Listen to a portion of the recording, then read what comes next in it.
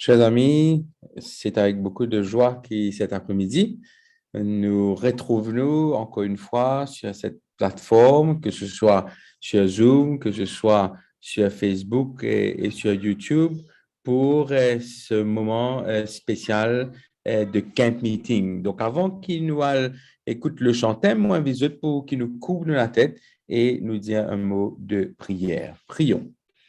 Notre bon et tendre Père Céleste, nous voulons te remercier infiniment pour ce sabbat béni que tu nous donnes. Merci, grand Dieu, de ce que tu as richement béni nous ce matin à travers ta parole et qui nous retrouve nous encore une fois pour être bénis par ton serviteur. Donne ton serviteur la parole facile, où il s'élève, à cause d'une double portion de ton Saint-Esprit, afin que le message qui est là pour transmettre nous ce soir, cet après-midi, capable trouve son effet dans notre vie de tous les jours. Père éternel, nous prions toi pour chacun des personnes qui présents cet après-midi et pour ceux qui sont sur Facebook, et ceux qui sont sur YouTube et sur Zoom et surtout pour qui, grand Dieu, à la fin, nous capables vraiment sentir ton appel pour continuer servir toi, pour continuer louer toi et pour continuer la route avec toi. Grand Dieu, bénis ce moment qui nous passons ensemble. Nous prions toi en Jésus. Amen.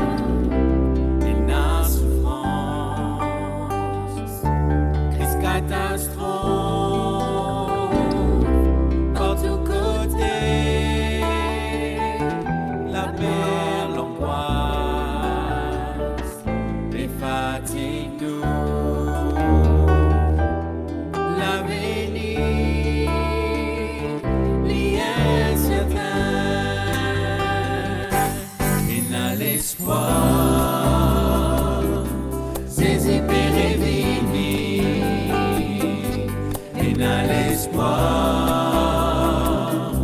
de souffrance pour finir, ENA l'espoir, nous sauver prévenir, prépare-nous pour vivre avec lui, prépare-nous.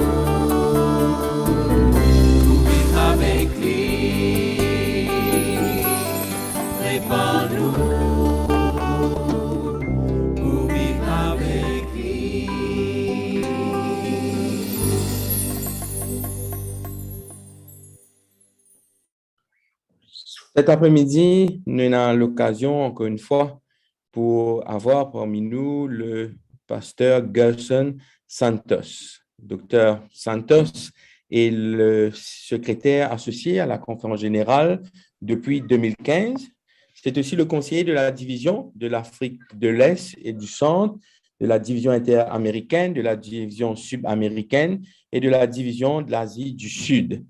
Ses responsabilités, principalement, il inclut la formation spirituelle et la rétention des membres d'Église. Il y a aussi dans l'équipe qui fait le manuel d'Église, le développement des dirigeants spirituels et la consultation sur l'implémentation des nouvelles églises.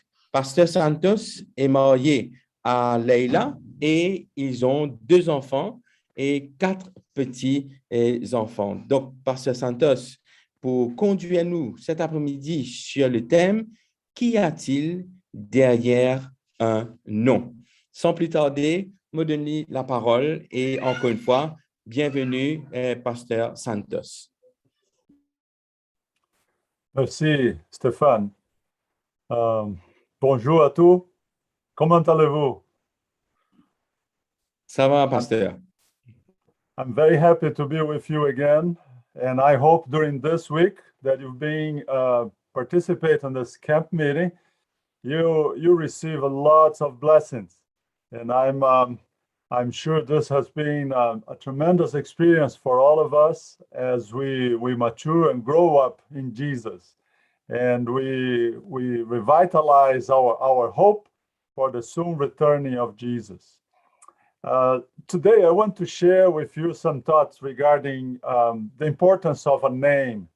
You know, a name sticks with us from birth until death. And although we often have no control over it, our names can define us.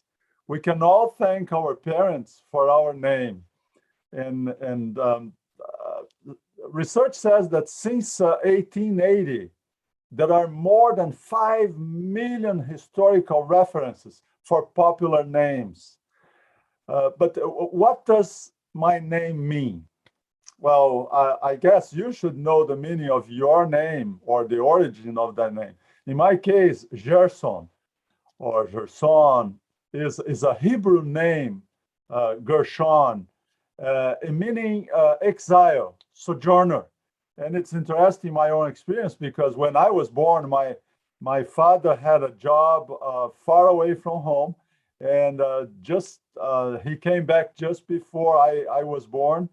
And during those months that he was away and my mom was pregnant, I guess it makes a lot of meaning, the meaning of my name.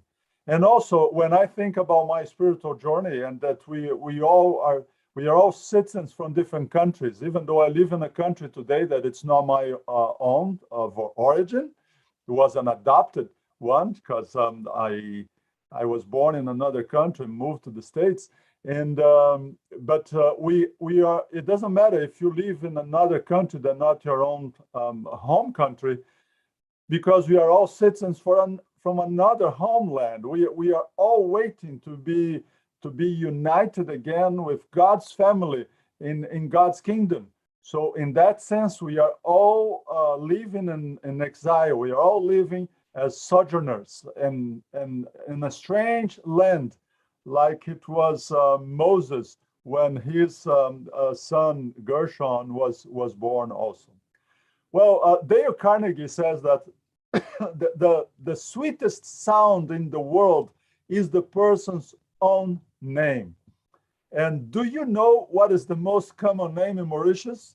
I was checking on that, and I found out Marie is the most common name, and followed by a couple of others very common like Jean, Louis. And I bet that among the hundreds of people that are listening to me right now, we have some Maries and Jeans and Louis also. And it's interesting, the study of proper names. They say it's a science called onomatology. It's the study of proper names of all kinds, including the origins of the names. And most names also have a traditional meaning.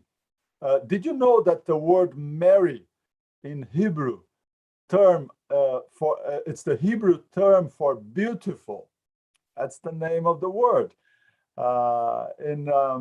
I want to reflect with you in the verse that we found in Acts chapter 4, verse 12. And this is a beautiful text, and I want to read for you. When Peter stated, there is no other name under heaven given among men by which we must be saved. There is no other name under heaven that mankind might be saved. That's the meaning of the word Jesus. The word Jesus means Savior. That's the meaning of the word. And see, the disciples of Christ, they had a deep sense of their own inefficiency. And with humiliation and prayer, they join their weakness to his strength, their ignorance to his wisdom, their unworthiness to his righteousness, their poverty to his exhaustless wealth. That's how the disciples were strengthened and equipped. They hesitated not to press forward in the service of the Master. Excuse me. In Acts 4, verse 12, Peter stated, there is no other name under heaven given to mankind by which we must be saved.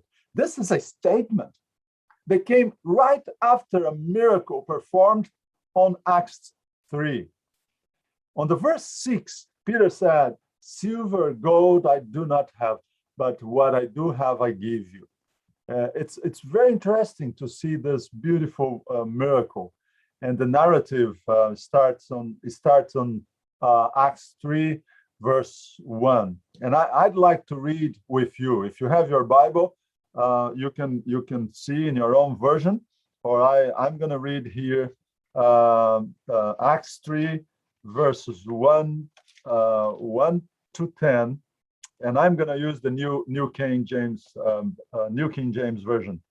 Acts 3, 1 to 10. That says, now Peter and John went up together to the temple at the hour of prayer, the 9th hour.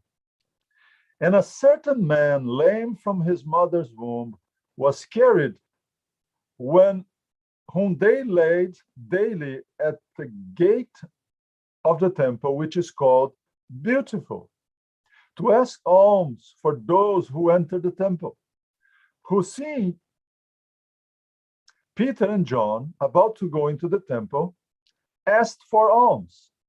And fixing his eyes on him with John, Peter said, look at us. So he gave them his attention, expecting to receive something from them. But Peter said, silver and gold do not have, but what I do have I give you. In the name of Jesus Christ of Nazareth, rise up and walk. And he took him by the right hand and lifted him up. And immediately his feet and ankle bones received strength.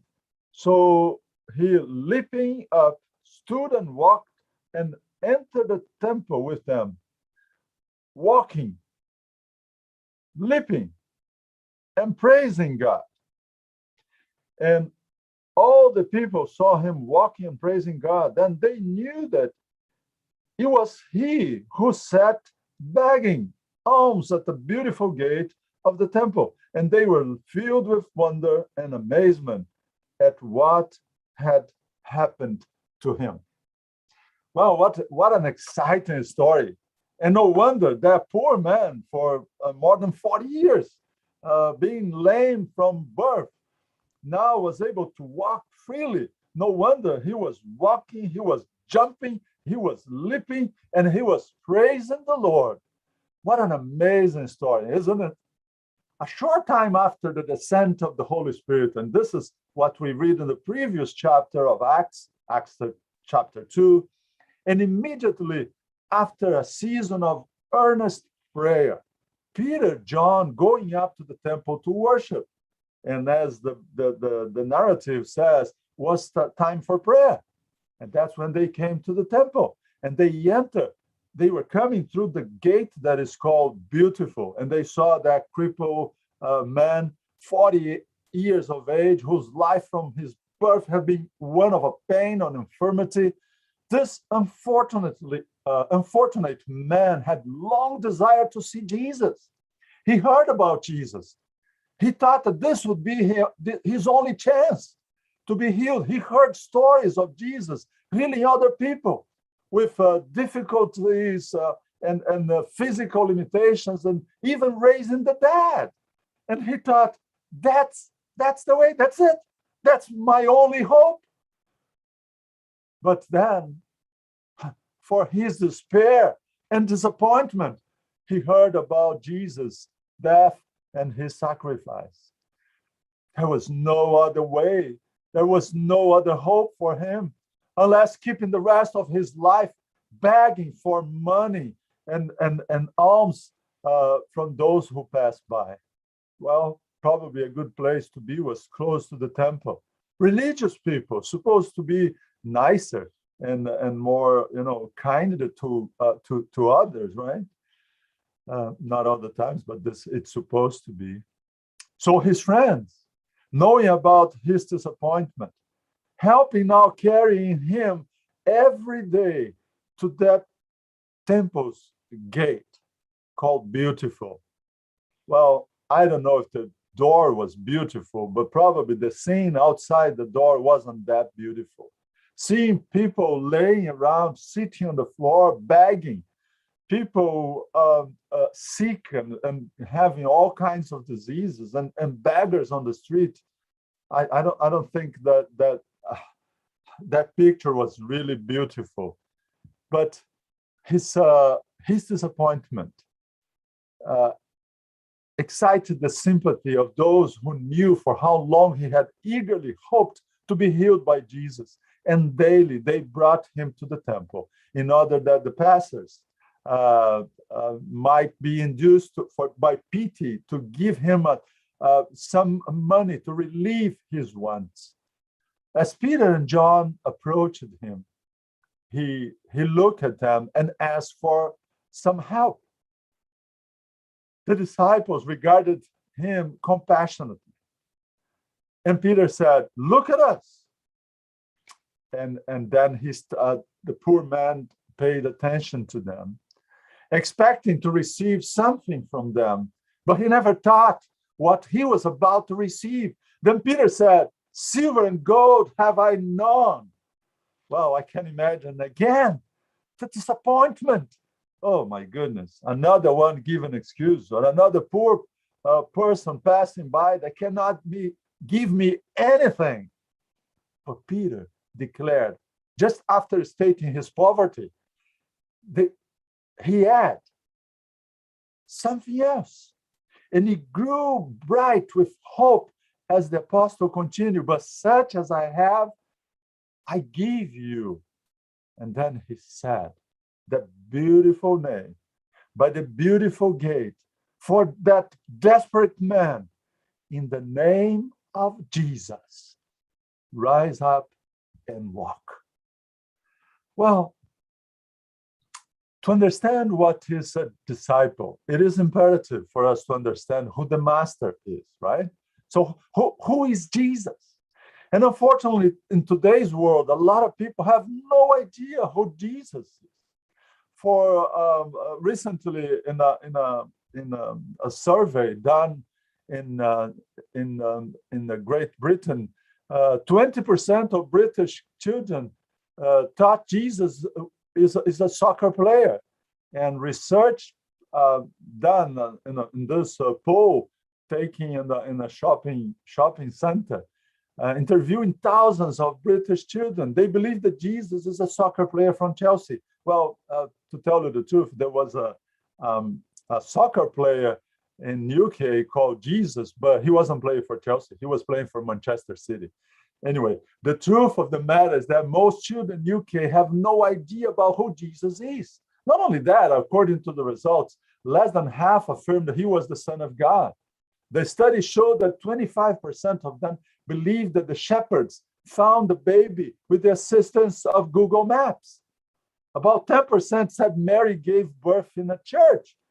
And about half of them believe Christmas is to celebrate the birth of Santa Claus. No idea about who Jesus is. Unfortunately, that's the reality in most post-Christian countries. So we have this challenge, not only to reach people with the gospel and share about the good news of salvation with people that never heard about Jesus, but now we have people that live in places that were traditionally Christian countries, but still the younger generation, the children, the young people, they have no idea about who Jesus is and what Jesus means to his people. Well, Jesus is the lamb to redeem them, a brother to love them, a shield to defend them, a tower to secure them, a fountain to cleanse them, a tower to secure them, a fountain to cleanse them. He is bread to sustain them, wisdom to guide them, a star to direct them, and a sun to shine on them. In Christ, there is rest for the weary, food for the hungry, drink for the thirsty, grace for the needy, salvation for the lost. We are washed in his blood, saved by his grace, clothed in his righteousness, and crowned with his glory. This is Jesus. And for Peter and John, he is the Messiah. He is the Son of God. And there is no salvation in no other name but Jesus. See, this is the kind of perspective we need to consider. Being a disciple is to be a follower of Jesus. This is the biblical perspective on discipleship. To follow him, we need to understand who he is. And even more important, who he is for me. What is the importance of Jesus and the impact of Jesus in my own life? The discipleship process is a personal experience. It's not an overnight experience. It's not a weekend experience. You cannot attend a camp meeting like this and say, "Oh, now I'm a disciple because I attend this camp meeting." You cannot go to a retreat for the weekend and coming back say, "Now I'm a disciple." Disciple making is a process. It's a long process. One cannot read a book or attend a workshop on discipleship and become a disciple. I mean, this might help in the process, but it's not only that. It doesn't work like that. Knowing God does come through a personal relationship. It doesn't come through a program, a study, or a method. Knowing God comes through a relationship with a person. And this person is Jesus. This is an intimate love relationship with God. Through this relationship, God reveals himself, his purpose, and his ways, and he invites you to join him where he is already at work. Accepting Jesus' invitation, you may start this journey, and that will take you to the eternal life, because this is what the Bible says, John 17, verse 3. This is the eternal life, that they might know you, the only true God, and Jesus Christ, whom you have sent. Well, Jesus said, this is the eternal life, that we may know God, and we know who Jesus is. The experience of knowing God does not come through a program, but comes through a relationship. God reveals himself, his purpose, and his way. This experience has changed the lives of Christians around the world. God accomplishes his work. God is at work in the world, reconciling a lost world to himself through his Son, Jesus Christ. When he works in us, when he works through us, everyone else knows that God has been at work. And this happened. We will come to know him even more. We come to know him as we experience him in our life. And this is what happened with the disciples. When they were talking and presenting about this beautiful story of Jesus, that's the testimony that the leaders of Israel, the people listening to their preaching, they said they realized that they have been with Jesus. There's no other way. This is a personal knowledge. When someone comes to know Jesus in a personal level, he or she can talk about this experience, and then people will know that you've been with Jesus. You can know him in your personal experience, in your daily life. Here we hear something that of a definition of eternal life. Really, to know God means more than knowing the way to life or having an intellectual knowledge. In this world, we are familiar with the truth that it is a blessing and an inspiration to know certain people and to know about the gospel. But much more it is the case when we know God. To know him transforms us and introduces us to a different quality of living. And it's also remarkable to see how the church today is so complex. And discipleship is so modest. I mean, when we hear about church and how church operates and all the organizations and different denominations and all that, it's so complicated. But discipleship is so simple. And we have the opposite that used to be in the beginning of the early church. See, church was very simple. To be the church was very simple, but to be a disciple was a high standard. Today we have the opposite. The church is very complicated and discipleship is so shallow. We don't even call disciple anymore. We call members, right? I'm a member of this church, or I'm a member of that church. And saying that, we don't even consider ourselves sometimes a real disciple, because disciple, according to the Bible, is a high standard. See, we have the opposite today, a very complicated structure in the church, and disciple is put in a very shallow understanding. So whoever wants to be my disciple, Jesus said, must deny themselves and take up their cross and follow. Today we inverted this model of church, and it's so complex. The discipleship became so easy. Not real discipleship, of course. This is why we call membership. To be a good standard member, one does not have to do anything. Just don't do anything wrong and you'll be a good standard member, right? But being a disciple is not that. To be a disciple, you must deny yourself, take up your cross, and follow Jesus on a daily basis. See, being a Christian is not a weekend event. It's a daily way of living. It's not just put your Christian clothes on weekend and going to church. No, being a disciple is a 24/7 experience. It's not something that you do on weekends. It's not something that you change your clothes to become. It's not something that you change your activities and you leave your secular job to be a disciple. No. If you're a disciple, whatever you do is a spiritual thing. Your profession become your ministry, and you use all your relationships as an opportunity to bridge and developing relationships with people, make friendships with them, to share the good news of salvation. We live in this era of relational evangelism. It will be characterized more by an emphasis on sharing one's faith than on teaching a system of doctrines, even though doctrines are important. I'm not minimizing that. I'm just saying that the relational evangelism is more effective to attract people to start following Jesus. Friendships will be the primary tool for bringing men and women to Christ and into the church. Fellowship at a personal level will be more important than large personalities or organizations. And the goal will be to meet the needs of people rather than to build up institutional programs. See, the friendship evangelism is not just a strategy, is a way of living. It is recognition of the fact that most people come to Christ and into the church through the ministry of Christian friends and relatives. The human being has a great need for fellowship.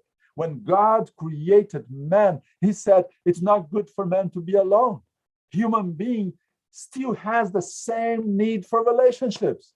Although the great number of advantages modern life could bring, we still have the same necessity. And friendship is grounded on these three things: talking, listening, and doing things together. If you want to have a strong marriage, this is what you need. You need to speak, you need to listen, and you need to do things together with your spouse. If you want to have friends, you need to spend time with them, talking, listening, and doing things together. Same thing with God. If you want to have a strong spiritual life, you need to talk to God, you need to listen from God, and you need to do things together. You need to live a spiritual life. Time and personal relationships is imperative. So what is our mission today? This is a very interesting scene as we see Peter before the Sanhedrin. Again, once again. And it's interesting to see on these two verses, these two chapters, chapter 3 and chapter 4 of the book of Acts, we see 8 times the word name being repeated. 8 times the word name. And the name Jesus is also repeated at least 8 times. It's amazing. Read it up. Read it later. Take just a few minutes. You can read both chapters and mark down how many times the word name appears and the name Jesus appears there. I'm not counting all the reference to Jesus himself. I'm just counting here how many times the name Jesus appears. Well, after that amazing miracle, and Peter and John, they entered the temple. And guess who else was there? Well, he was so excited and he couldn't help himself. He was jumping. He was making noise. And I know sometimes people make noise in the church and bother someone, but and I can imagine a lot of people inside the temple being bothered by that man that was speaking loud. He was praising God with all his heart and all the loud voice, praising God for that tremendous blessing. But then some of those who were there in the temple look at each other. He looks familiar. I think I know who you are. Aren't you the beggar that was at the door, the beautiful gate of the temple, begging for money? Are you that beggar? Oh, and someone else said, yes, that's him. And he said, yes, and I was healed by God. And then the disciples, as the multitude, a large number of people started gathering around the man that was healed. Peter took advantage of that crowd and started sharing his testimony and sharing the gospel, sharing the message of Jesus. Well, that created confusion at the temple. You can imagine that, and didn't take long. They were arrested. And then it was too late that day to bring them before Sanhedrin to be heard. So next day they brought him, Peter and John. They brought them before the Sanhedrin. Well, again, I said, because you remember not too long before when Sanhedrin was meeting to assess the situation of Jesus, and this was a group of the leaders. Okay, every city in the land of Israel is supposed to have one group of leaders like this. It was a group that could assemble 23 to 71 men appointed in every city in the land of Israel to be the judges, to be the spiritual guiders for the people of God. So Moses and the Israelites, they were commanded by God to establish courts of judges who were given full authority over the people of Israel, who were commanded by God to obey every word the judges instructed and every law they established. Judges in ancient Israel were the religious leader and teachers of the nation of Israel. And I can imagine some of the same people that heard Peter denying the master not too long before, just a couple of months before. Now they saw him again, and they start looking at Peter, thinking maybe, and some think in their minds, or some of them even saying a few words of despise for Peter. I know you. Not too long ago, you came with him, but you deny him, and now you're here again. See, Jesus challenges his followers to go and to make disciples. And to each one of us has been given the commission, and it's given to every disciple of Christ.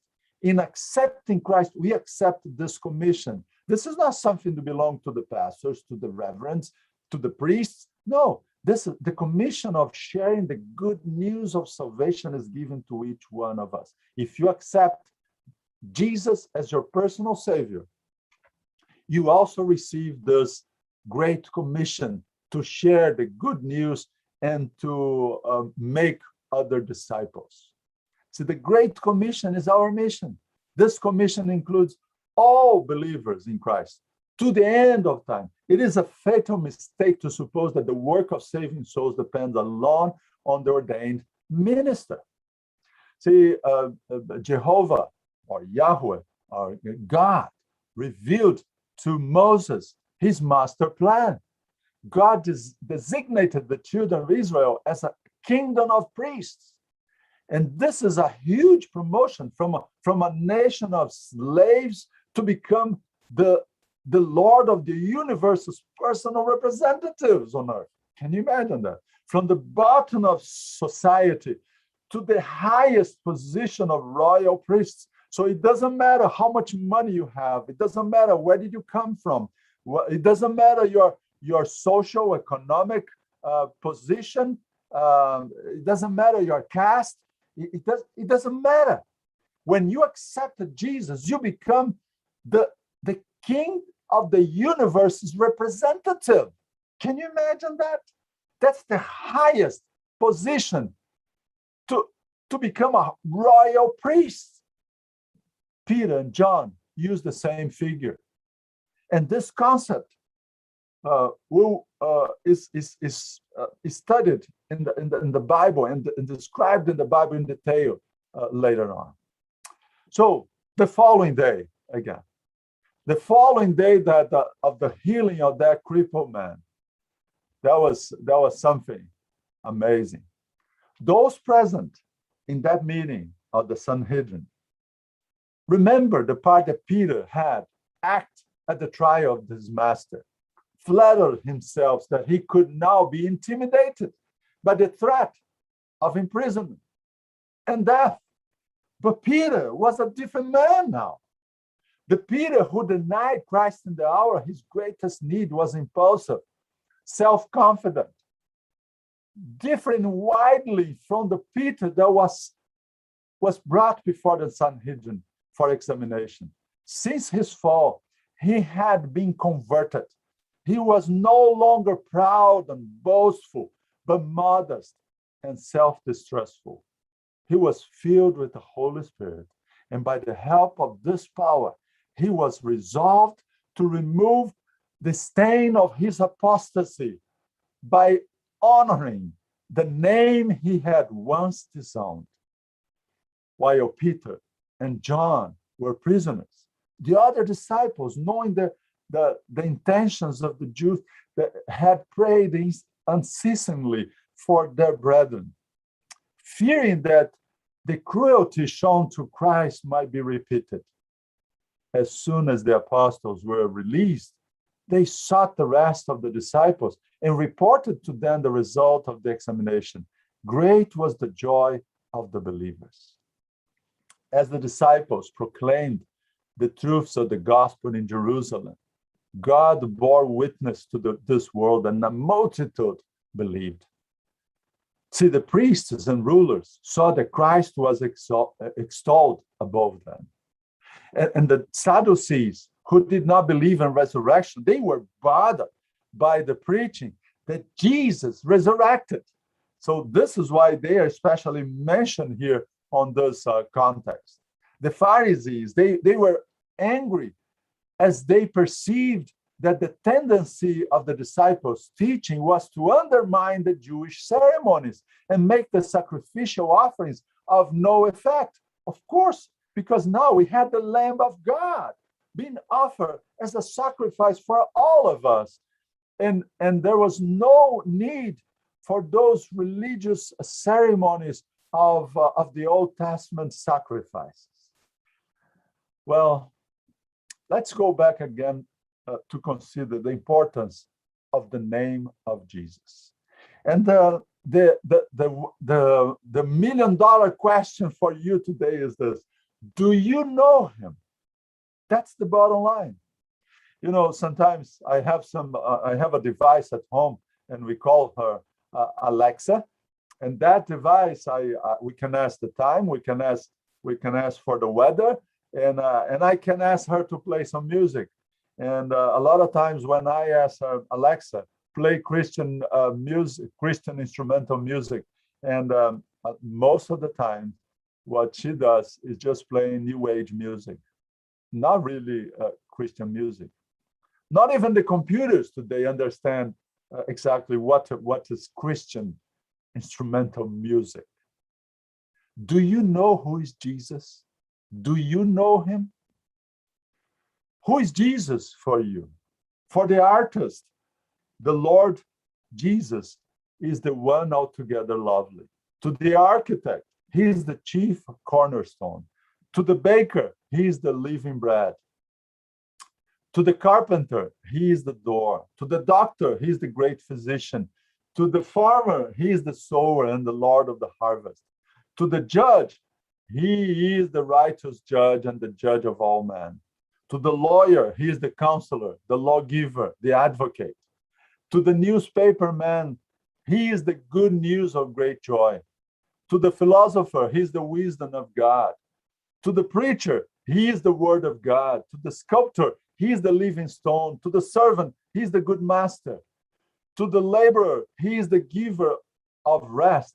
To the theologian, he is the author and finisher of our faith. To the sinner, he is the Lamb of God that takes away the sin of the world. To the Christian, he is the Redeemer. To me, he is my personal Savior.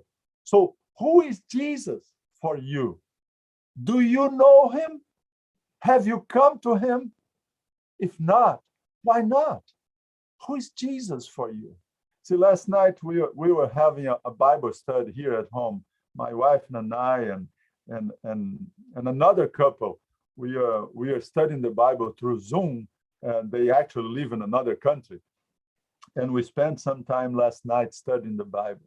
And every time we study the Bible, we find something new when we share with each other, when we give our impressions, when we share of our experience.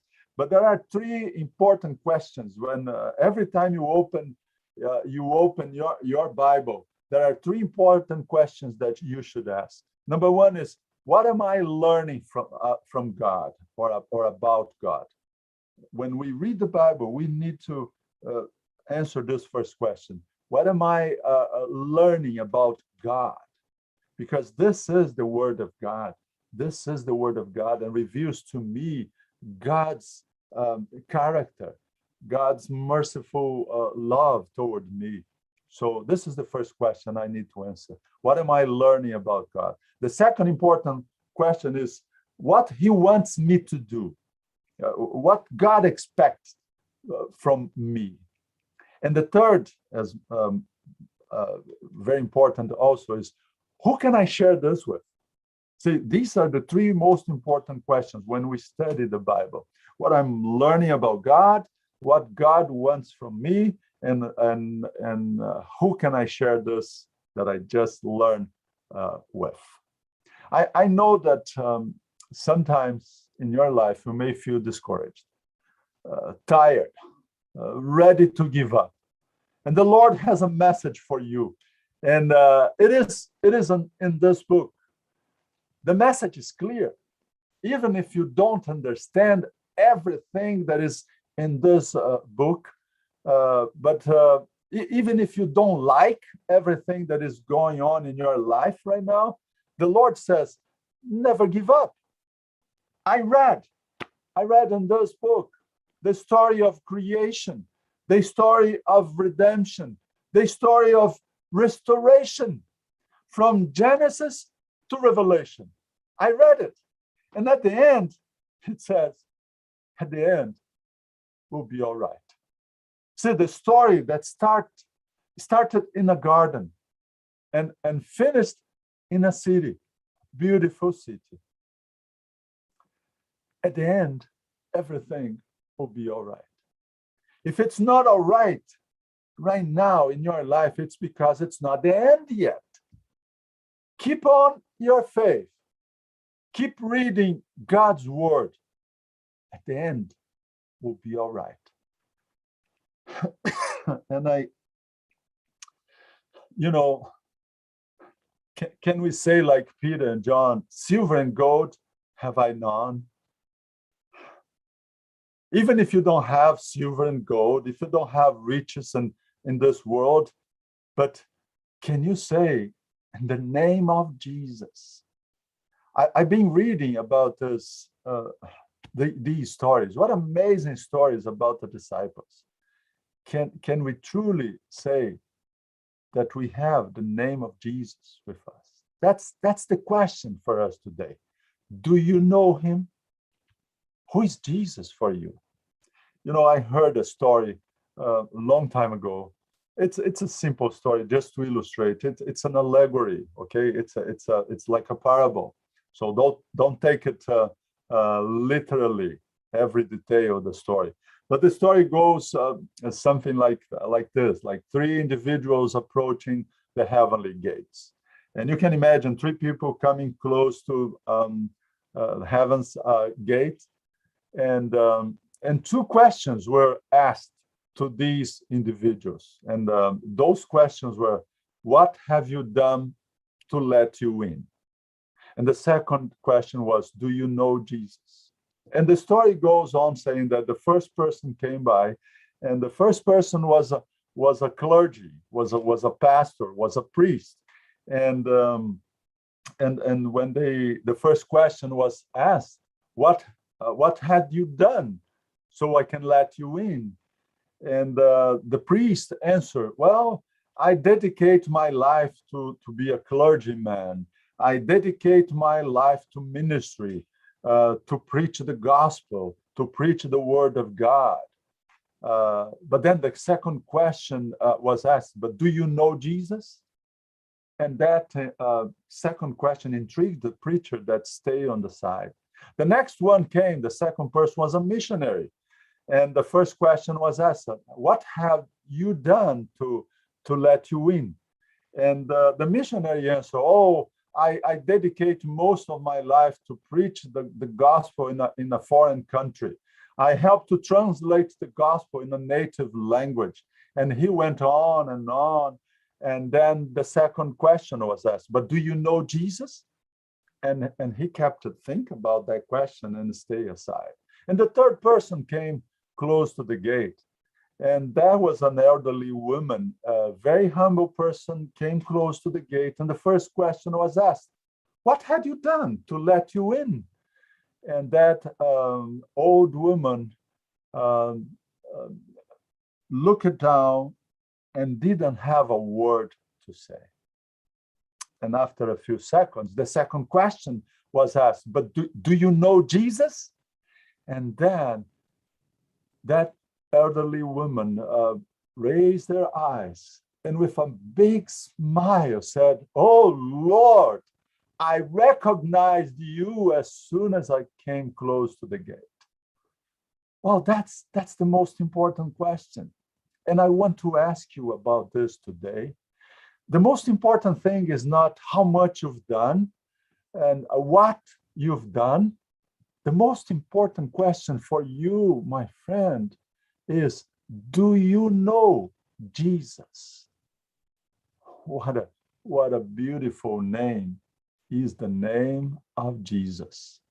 What a beautiful name is the name of Jesus. What a wonderful name is the name of Jesus. What a powerful name is the name of Jesus. You were the Word at the beginning, one with God, the Lord Most High. Your hidden glory in creation now revealed in your Christ. Let's hear this beautiful song. What a beautiful name it is. What a beautiful name it is, the name of Jesus. Tu étais là dès la création, Fils unique du Dieu très haut. Les mystères de ta gloire révélés en toi, Christ, notre Seigneur. Oh, ce nom est si merveilleux. Oh, ce nom est si merveilleux. Le nom de Jésus-Christ, mon roi. Oh, ce nom est si merveilleux. Sa beauté sans pareil. Oh, ce nom est si merveilleux, le nom de Jésus.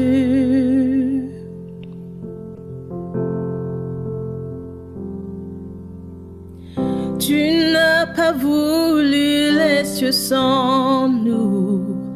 Alors Jésus, tu es venu. Ton amour a vaincu mon péché. Rien ne peut nous séparer. Oh, ce nom est si glorieux. Oh, ce nom est si glorieux. Le nom de Jésus-Christ, mon roi. Oh, ce nom est si glorieux. Sa beauté est sans pareil. Oh, ce nom est si glorieux. Le nom de Jésus. Oh, ce nom est si glorieux. Le nom de Jésus. La terre a tremblé. Le voile s'est déchiré. Des hommes ont la mort et le péché. Les cieux chantent ta gloire, l'écho de ta victoire, car tu es le roi ressuscité.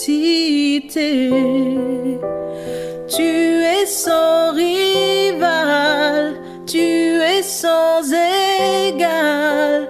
Dieu, tu triomphes à tout jamais. À toi soit le règne, à toi soit la gloire, car ton nom surpasse tout autre nom.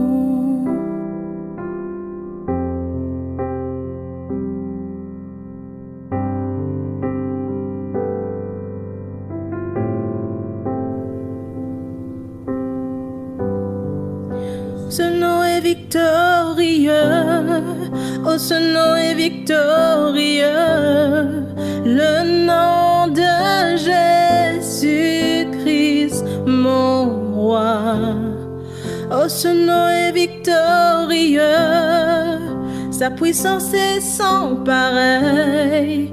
Oh ce nom est victorieux, le nom de Jésus. Le nom de Jésus, oh ce nom est victorieux, le nom de Jésus.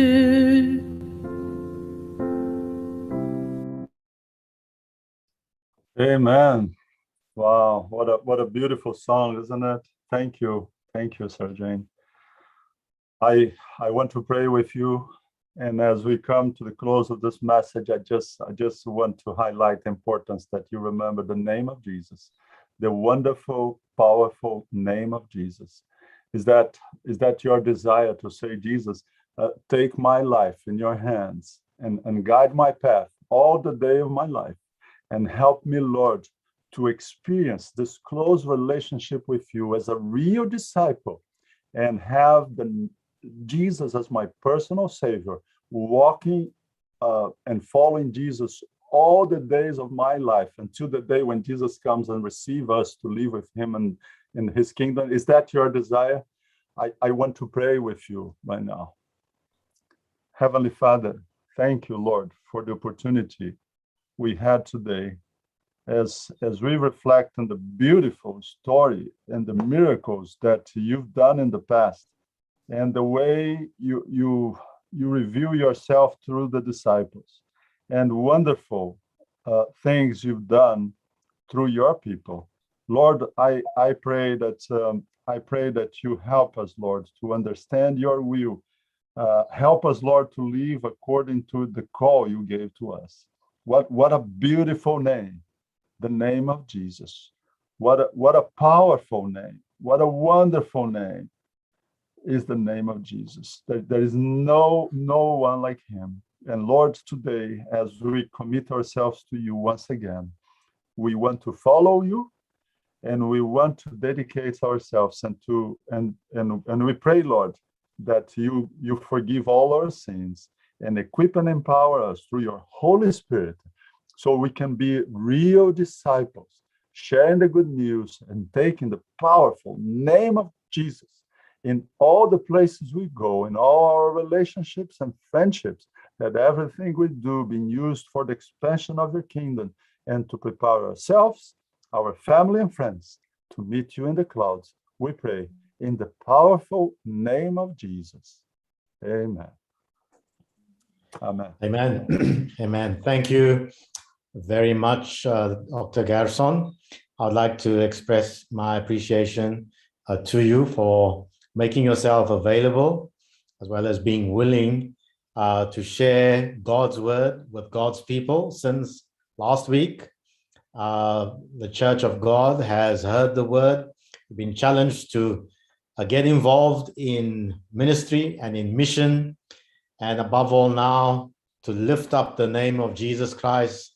This is the most important factor, because there is no other name by which we must be saved except the name of Jesus. So thank you so much for making yourself available. Our appreciation to you for getting up at strange times in the morning or in the night. Appreciation to your family as well.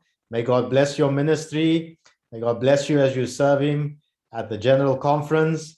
And we hope by God's grace to meet you one day, but if not on this earth, we'll meet in the earth made new. Let's all stay faithful. Thank you very much. God bless. Back to you, Pastor Stéphane.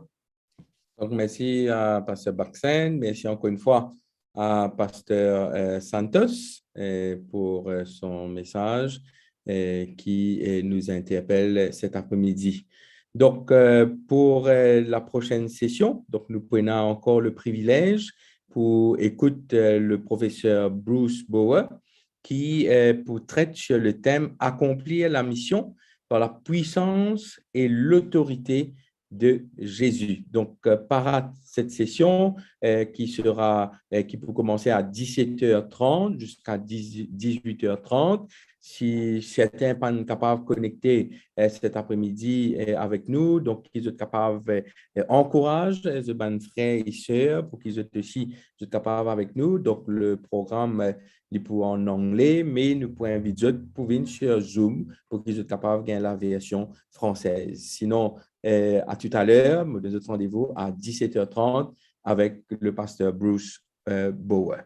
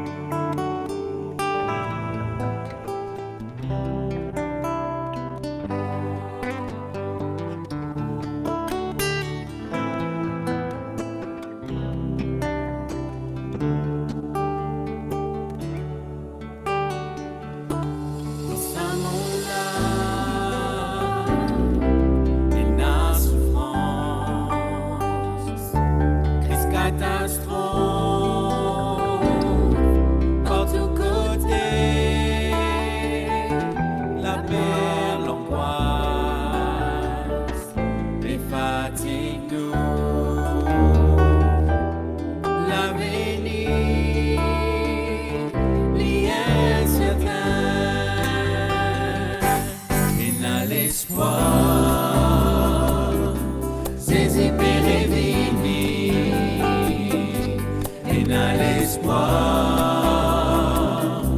toute souffrance pour finir, ENA l'espoir, nous sauver prévenir, prépare-nous pour vivre avec lui, prépare-nous.